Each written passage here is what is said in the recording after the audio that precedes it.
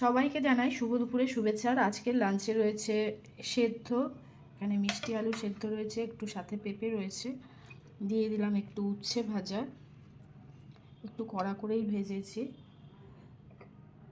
আর রয়েছে সাথে পুঁই ডাঁটা, পুঁই শাক মুসুর ডাল দিয়ে, এটা কিন্তু খুব ভালো লাগে।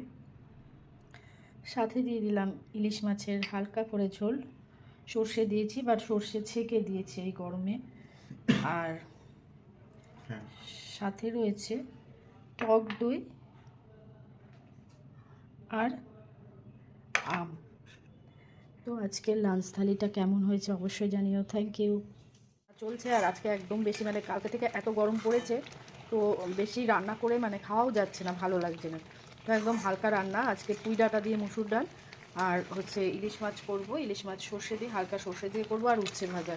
আজকে দুপুরের মানে একদম সিম্পল খাবার, মানে অতিরিক্ত তরকারি একদম, মানে কাল থেকে খুবই সাংঘাতিক গরমটা পড়ে গেছে।